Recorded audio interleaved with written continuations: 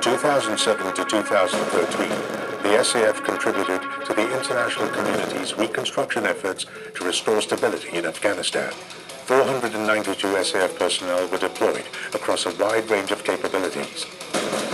This is their story. On September 11th, 2001, the world witnessed the shocking attacks on the World Trade Center. The Al-Qaeda terror network claimed responsibility.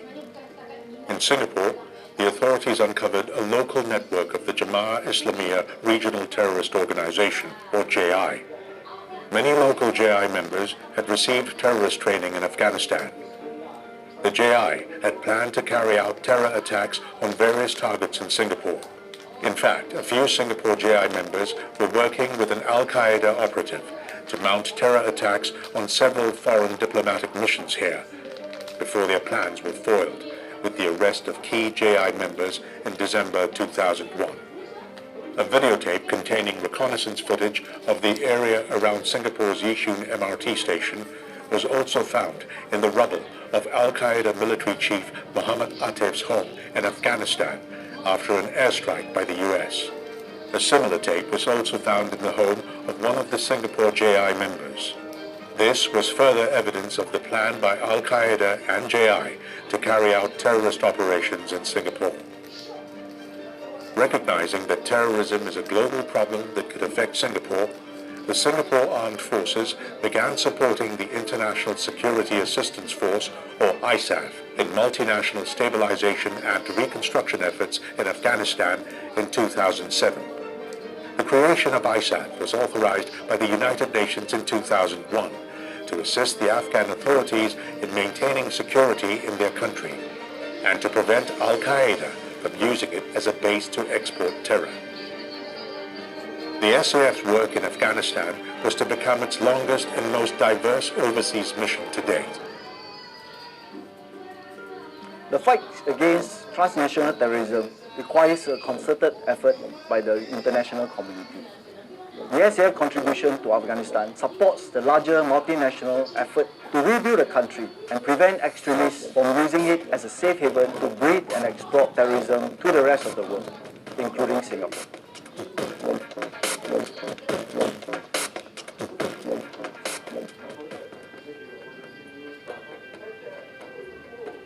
Afghanistan is situated between Central and South Asia, with a land area roughly 1,000 times that of Singapore. Its climate can vary between chilling winters and scorching summers. The rugged hills of Afghanistan stand witness to the nation's troubled past. From 1979 to the present, the country has seen numerous conflicts, including a civil war, which eventually resulted in the Taliban coming to power. Al-Qaeda, leveraging on its close links with the Taliban, began using Afghanistan as a base to export terror to the rest of the world.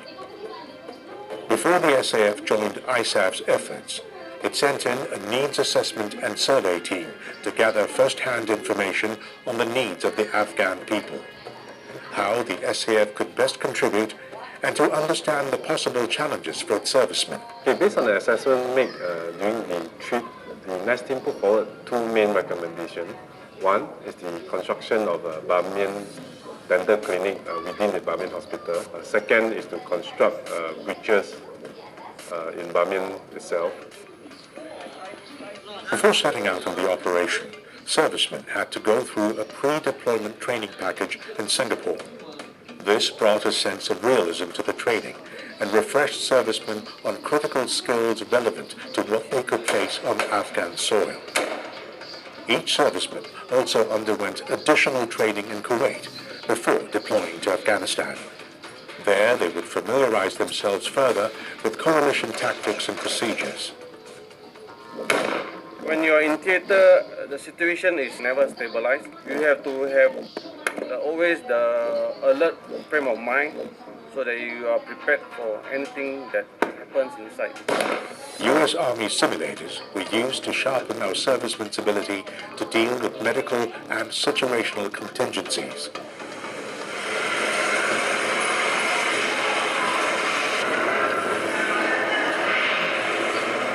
Berkeley,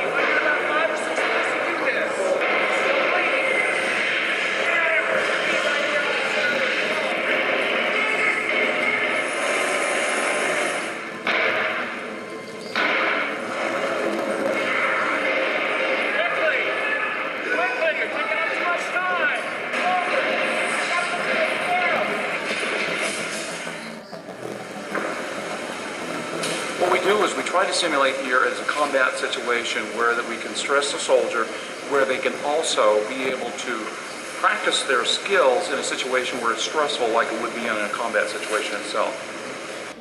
Such realism in training was necessary, as servicemen were soon to find out that the missions they were about to face were both challenging and potentially perilous.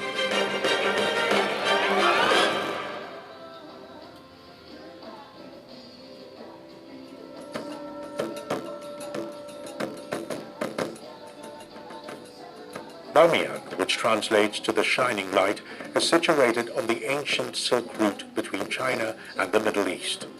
It was also the first area of deployment for the SAF during Operation Blue Ridge. Responding to the request of the governor of Bamiyan, the SAF sent in a 5-man dental team to assist the New Zealand Defence Force's reconstruction effort. The good thing that we did is that not only we provide dental care, we also train proficient dentists and dental assistants so that they can provide sustainable dental care to the people of Bamiyan. Once the clinic was set up, patients travelled for days to receive treatment. The dental team spent 4 months in Bamiyan, treating close to 1,000 patients. Apart from overcoming the language barrier, servicemen also had to be sensitive to the social norms of the Afghans.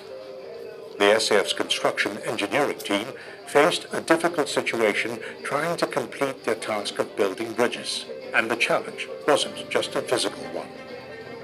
While building the bridge at Chatala site, we faced a problem as the bridge actually cut into some plots of the owners. So we actually approached the local authority, and of course, at the end, the local authorities actually helpfully spoke to the owners. The owners actually understand by giving out parts of his land, it got the advantage to the general public, because the general public is going to be able to utilize this bridge across to the far bank. Prior to the arrival of the SAF team, villagers used a fallen tree to cross streams. Eventually, the SAF team built a culvert and 2 bridges to connect the people of Chapnara and Munara. Recognizing the need for clean running water, the SAF deployed a 6-man construction team to carry out various water treatment projects in the Bamiyan region. 2 water wells were constructed, benefiting about 2,500 Afghan villages. Although dry and desert-like, in winter, the conditions in Bamiyan can become unbearably cold, with temperatures dipping to -30 degrees Celsius. During the winter months, when it was difficult to carry out construction projects, the SAF winter deployment teams distributed humanitarian aid supplies to the population, while the construction engineering teams conducted land surveys for projects to be carried out in the summer. In most areas of Afghanistan, healthcare is a luxury. It's not unusual for villagers to travel for days to receive treatment. The Faladi Valley, with a population of 15,000, was in dire need of a healthcare facility. The SAF engineering team decided to build a local clinic to serve the community and relieve some of the workload of the Bamiyan Provincial Hospital. Here can do minor surgery, no issue, but those more complicated one where you need X-ray and whatnot, they need to go to the hospital. But anything less than that, this place will be able to do it. Yeah. By helping to provide access to basic necessities such as clean water, medical and dental care, the SAF improved the lives of more than 24,000 Afghans in the Bamiyan province. Even as the SAF continued its reconstruction efforts in Bamiyan province, it was also called upon to support the Dutch-led Provincial Reconstruction Team, PRT, in Oruzgan province by providing healthcare and ward capabilities. Oruzgan is situated in the center of Afghanistan, and its landscape is largely mountainous. Only 1/5 of its land area is flat. The first 2 rotations of 20-man medical teams were sent to multinational-based Tarin Kort, or MBTK, to work alongside the US, Netherlands, and Australia. They provided emergency healthcare treatment for ISAF and Afghan servicemen, and also treated Afghan civilians. Many of the casualties here were victims of improvised explosive devices, and the team was often under pressure to treat these patients within the golden hour. The golden hour refers to a concept that when a patient is severely injured, mortality starts going up. In other words, his chances of dying starts going up if there's any delay, typically beyond 60 minutes. There was one occasion when we took 9 patients in the space of an hour.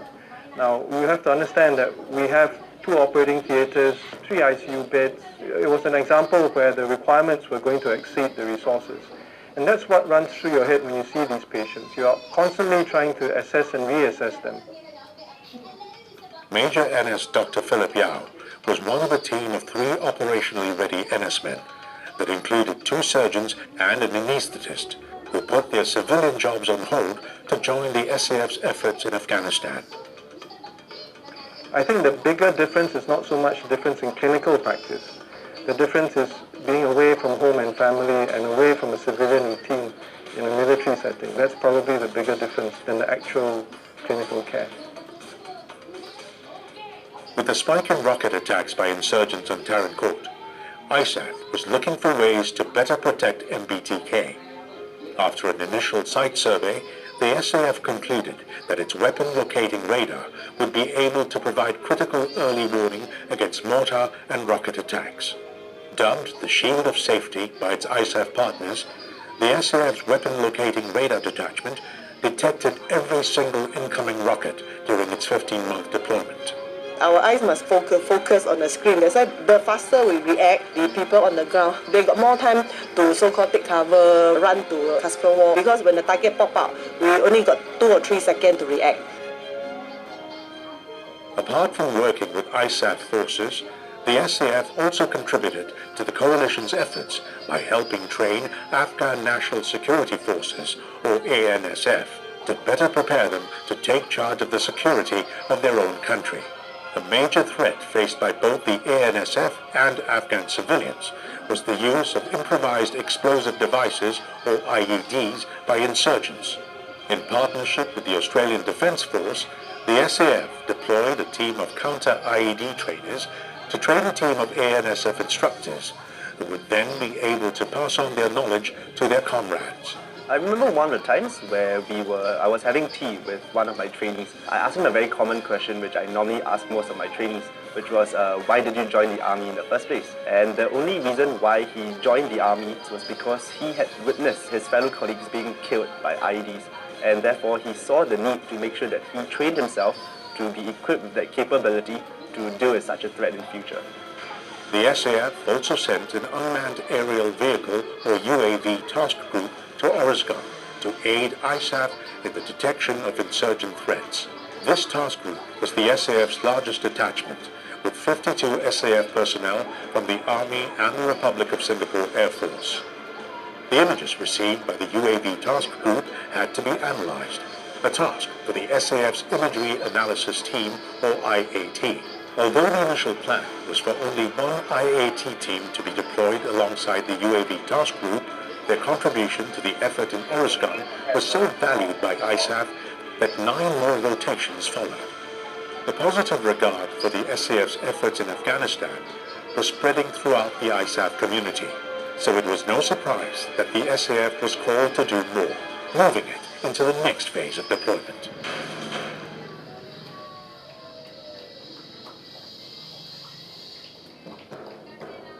Kabul is the capital of Afghanistan, its largest city and a center of culture and learning. But before ISAF's military operations, Kabul was also used by terrorist groups as a base for planning their attacks. This was also where the reconnaissance video of the Yishun MRT station was found. To ensure the safety and security of its deployed troops, it was necessary for SAF commanders to be plugged into ISAF's command and control in theater. 6 national contingent commanders were deployed at ISAF HQ in Kabul, taking on the responsibilities of coordinating the SAF's deployments across Afghanistan and building relationships with ISAF counterparts. The National Command Element was deployed from November 2009 in anticipation of the SAF's increased footprint in Afghanistan. Our role as a National Command Element was to provide the support to our servicemen of detachment who are doing the missions on the ground and also to ensure the safety and well-being of our servicemen in theatre. The SAF also expanded its contributions by providing training assistance to the ANSF. A team of SAF military institutional trainers joined an Australian-led team at the Kabul Military Training Centre to help the ANSF in artillery doctrine development and to train Afghan soldiers on the proper use of their artillery guns. A total of 28 live firings were successfully completed. Okay, the Afghan have this common saying, Shona ba Shona, which means shoulder to shoulder. Once you see the entire live firing is over, they achieve the goal, they feel very proud that the coalition force have teach them something and they are able to defend themselves through this entire lesson we have taught them. And this is when Shona ba Shona is very prominent.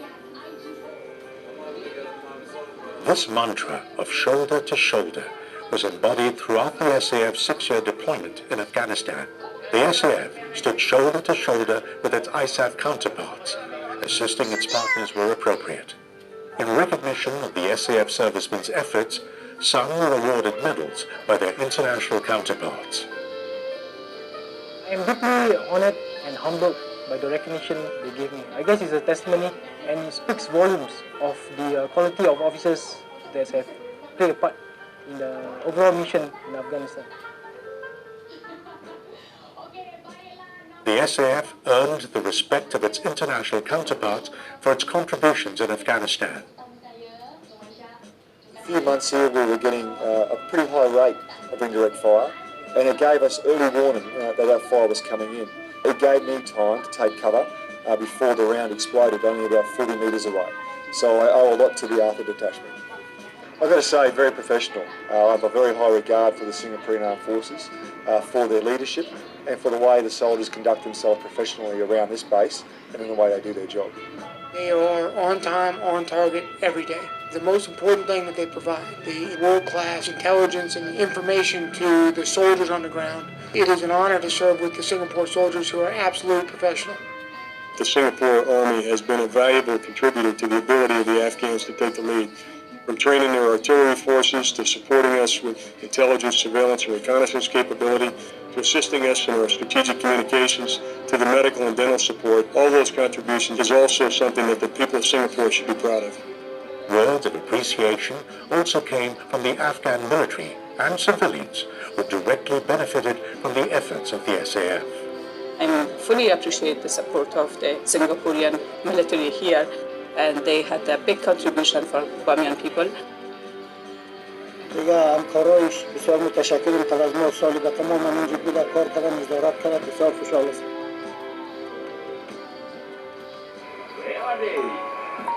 However, all this would have not been possible without the support the servicemen received from their families back home.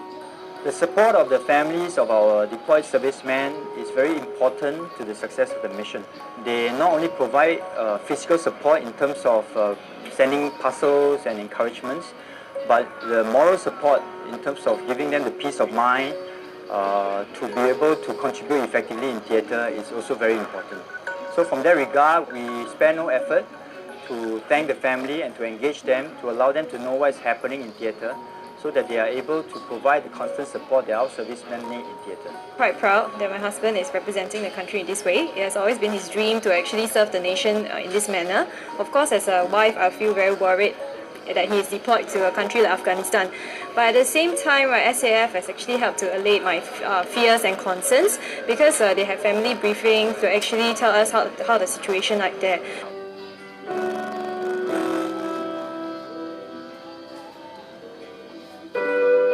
With the Afghan National Security Forces close to assuming full responsibility for the country's security, the SAF concluded its deployments in Afghanistan. To mark this occasion, a ceremony was held at multinational base Taran Court, officiated by Chief of Army Major General Ravinder Singh. Today marks a significant milestone for the Singapore Armed Forces as we complete our 6-year-long operation in Afghanistan. Our operational journey in Afghanistan has been a successful and fulfilling one. We have gained much operational and professional experience by working alongside our coalition partners. On behalf of the Singapore Armed Forces, I thank you all once again for the valuable support that you've given us. It has been a great honor and privilege to serve alongside with you, and you have our deepest respect and gratitude. By June this year, the SAF will conclude our deployments in Afghanistan. By then, the SAF would have completed 6 years of operations in Afghanistan as part of an international coalition. 6 long years, 6 meaningful years, 6 dangerous years. Singapore can be satisfied that the SAF has done its job well in preventing the export of terrorism from Afghanistan, preparing the Afghans for self-defense. These were our 2 missions. I think we've done it very well. The SAF's will to assist the international community in the global fight on terrorism was demonstrated through its efforts in Afghanistan. Operation Blue Ridge will be remembered as a time when the SAF stood side by side with its international counterparts to effect a change in the lives of the Afghan people. Side by side, shoulder to shoulder, Shona La Shona.